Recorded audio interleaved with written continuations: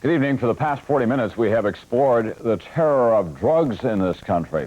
But there was another terror that plagued us today.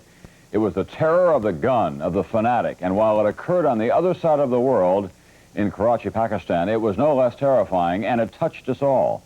Pan Am Flight 73, on its way from India to New York City, was hijacked and held for 18 hours.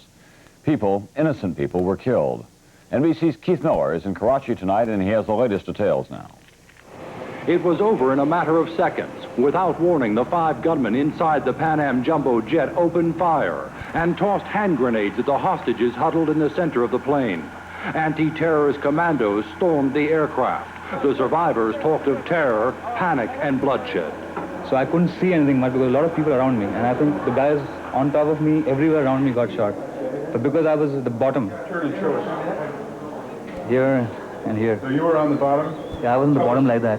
And I could feel the guys on top of me getting hit, but I was saved because I was at the bottom. They were shouting, kids were crying, women were crying, a lot of blood. There was this girl, she was sitting next to me with her husband. She was having blood all over her chest, because that's where the grenade exploded. Pakistani officials say 17 passengers were killed, among them 1 American of Indian origin, shot and tossed onto the tarmac in the initial stages of the hijacking. More than 60 people were wounded, and officials say it could have been worse. Some passengers say the commandos were preparing for a suicide attack and planned on taking all the hostages with them.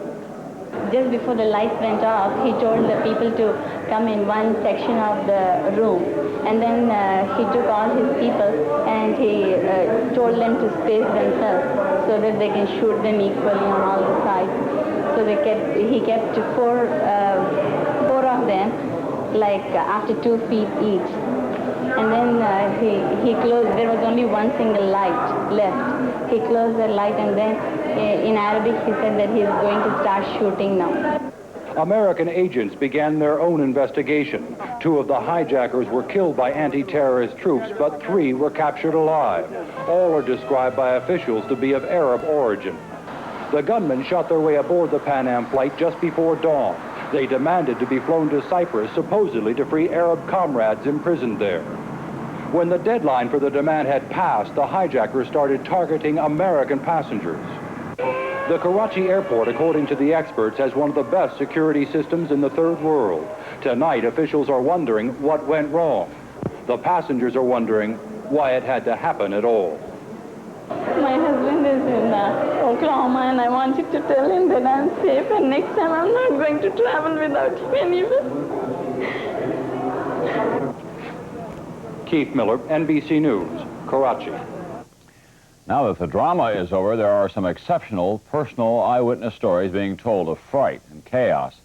Many of them of surprising coolness under fire. Earlier tonight, I talked to 2 of the American passengers who count themselves among the lucky ones. With us now are 2 women who are on board Pan Am Flight 73, and they survived the ordeal.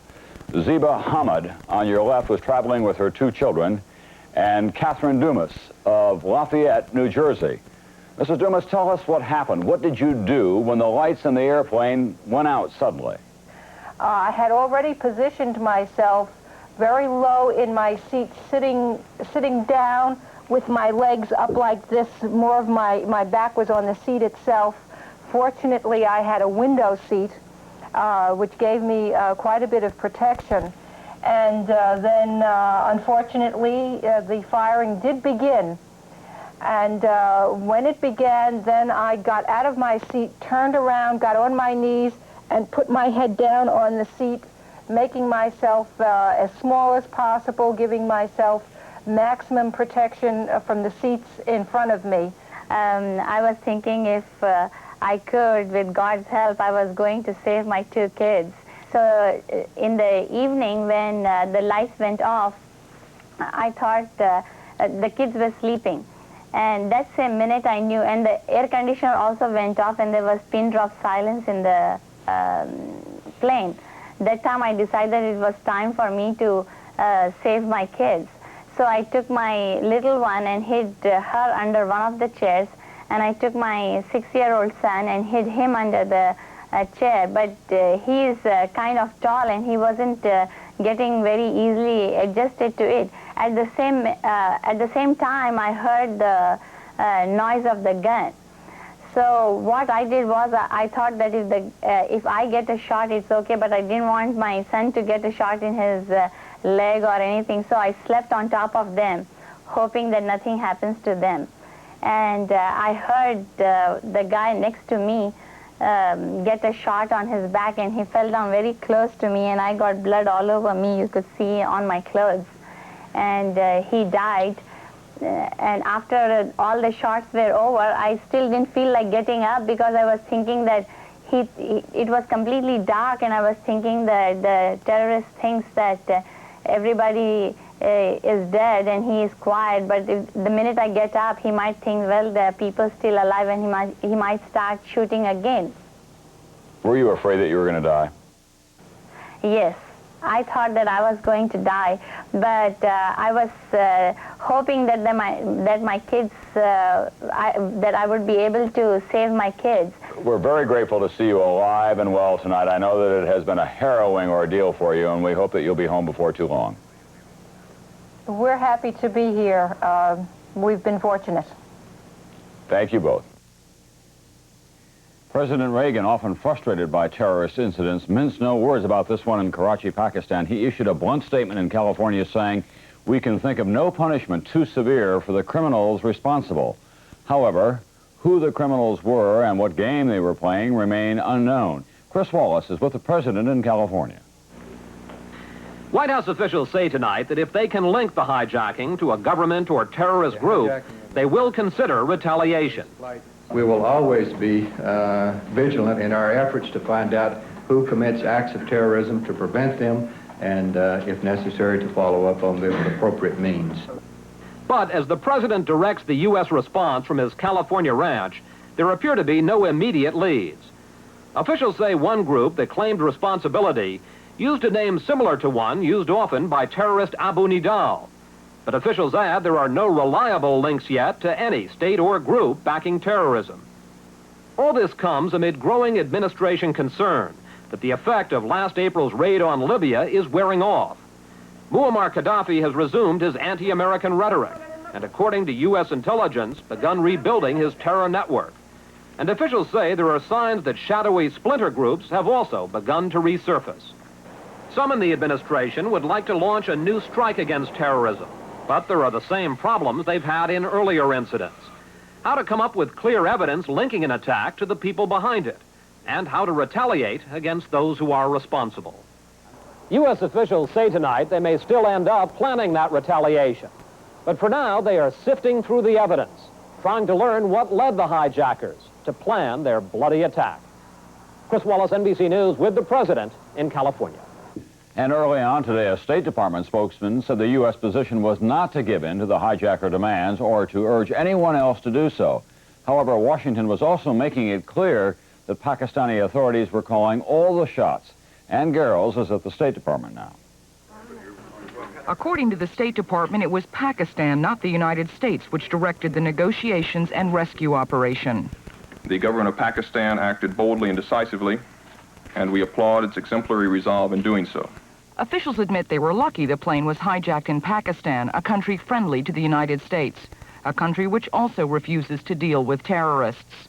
That kind of refusal clearly doesn't deter all terrorist acts, but Secretary of State George Shultz told a Harvard University audience today it does make a difference. Clearly, the day has not yet arrived when terrorism has taken its place among other vanquished barbarisms of our time. But that day will come, and when it does, history will show that American resolve, backed up by our power, tipped the balance in favor of peace and security. But American power and resolve alone are not enough. Ambassador Vernon Walters has been touring Europe this week, appealing for greater European cooperation to help prevent terrorist acts. But on the key issues of intelligence gathering and joint sanctions, that cooperation remains disappointing. Improved security at international airports is another part of U.S. policy.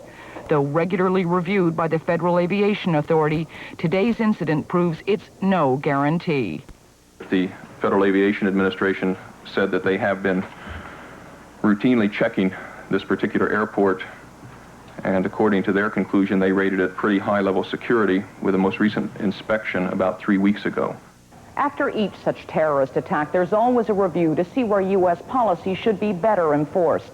Officials from the FBI and the State Department have already launched an investigation into today's hijacking to see who the hijackers were, which, if any, country backed them, and how they managed to penetrate the Karachi airport. Ann Garrels, NBC News, the State Department. How to cope with those terrorists and hijacking when it suddenly happens is something that haunts every flight crew. What to do, when to do it. The answers to those questions may have played a key role today. Jim Miklashevsky has more on this dimension of the story. The Pan Am flight crew bailed out of an emergency hatch like this one, standard on all 747s. It was the first time an emergency hatch has been used to escape a hijacking. Pan Am says it's exactly what their crews are trained to do. The three-member cockpit crew evacuated the aircraft as per long-established Pan Am and industry procedures under circumstances of this nature. This ensured that the aircraft could not be operated. Last year, the U.S. watched helplessly as hijackers ordered TWA Flight 847 to fly back and forth between cities in the Mideast and ultimately settle in Beirut, where negotiations were difficult and any rescue attempt impossible. They are threatening to kill us now. We want the fuel now, immediately. When a plane is grounded, the hijackers lose not only mobility, but a large part of their ability to control events. Although some passengers were killed at Karachi, experts agree that keeping a hijacked plane out of the air limits the potential loss of life. One of the worst scenarios available to us, of course, is to get in a situation where you have an airborne aircraft full of hostages and people there who are not reluctant to destroy the aircraft, perhaps in flight. The airlines and pilots are reluctant to talk about other anti-hijack measures being developed. We don't want to open up those internal procedures because there are too many potential hijackers out there listening to what we're saying. But now future hijackers know about the escape hatch. And as the airlines develop more techniques to avert hijackings, experts fear they may only work once. Jim Miklashevsky, NBC News, Washington. We all remember TWA pilot John Testrake, the captain of Flight 847 last summer. He's at his home in Richmond, Missouri tonight. Captain Testrake, was it a good idea for that cockpit crew to abandon the Pan Am Flight 73 today and immobilize the plane? Yes, I think it was an excellent idea. As the events turned out, the flight couldn't have probably landed had it taken off, so it's better that it was immobilized and prevented from flying. Do you have an escape hatch on the L-1011s that you fly? Yes, sir. It's very similar to the one on the 747. But if you're in a 707 like you had last summer, there's no chance of that, right? Oh, yes. The window through which we gave the famous television interview was our escape hatch. It has a sliding rope to the ground. What about the idea, however, that once you're airborne, there's very little that you can do except go where the hijackers want you to go? Isn't that true? That's our training and our instructions. We're not supposed to be cowboys or heroes. We're supposed to try to preserve life, and that's what we did in our case, and I think it worked out quite well. John, does this incident today make you more anxious about going back in the air again? No, not at all. No, it gets a lot of headlines, gets a lot of attention. It's a very dramatic thing, I'll grant you, but placed in the context of all the routine flights that happen every day all around the world, it's a pretty small, minute happenstance. John Testrake, thank you very much for being with us tonight. Nice to see you. You're welcome. Thank you. The first recorded airplane hijacking was in Peru in 1931, and it would be 16 years until the next one. That hijacking happened in Romania, and it resulted in the first hijack killing. Since then, of course, hijackings have become a too common terrorist tool, and lately it seems a way of life as well as death. John Hart has some thoughts on this tonight. Every time it happens, we want to know first who and then why. Students of terrorism are very clear on who. They are young. They are without patience. One terrorist slogan was, "We want it all and we want it now." They believe in heaven on earth, a near-perfect world that will somehow quickly appear as soon as the present imperfect world is destroyed by them. They are isolated. As one expert says, terrorists are usually people who are really lonely, and their comrades may be the first family they have known. They crave attention for themselves within their group, for their group in the world. They are self-righteous, believing only they know the truth, and they are as ruthless with their less righteous brothers as with their hostages. Their stated goals are limited. The release of jailed comrades may be the only goal they know of. But they are hired guns, and their sponsor, an organization or a nation, has larger things in mind. A low-level guerrilla warfare to undermine another system, another country, or even Western culture. Students of terrorism note how much today's terrorists got in exchange for what their few weapons did, how much turmoil and attention. Hard-nosed analysts pointing out that Americans kill 1,000 of each other every year on their highways, and that the larger goal of terrorism is to provoke us to overreact, to get us to hurt ourselves in ways they cannot. That they're not really trying to persuade us of their sufferings or of our injustices, but to sting us hard like a wasp, so when we slap at them hard, we hurt ourselves. It's not much comfort, but the fact that they keep trying means they have not succeeded. John Hart, NBC News, New York. It is now a new day in Karachi, and for those who survived the ordeal of Flight 73, it must be a very welcome new day indeed. The injured Americans will be flown to the U.S. military hospital in Wiesbaden, West Germany. The dead, 15 passengers, their families must now begin claiming their bodies, these latest victims of the unending, deadly game of terrorist roulette. This time, it was Karachi. Who's to say where, next, or when? We can only hope not again. But painfully, it's not a very realistic hope. I'm Tom Brokaw. Good night from all of us at NBC News.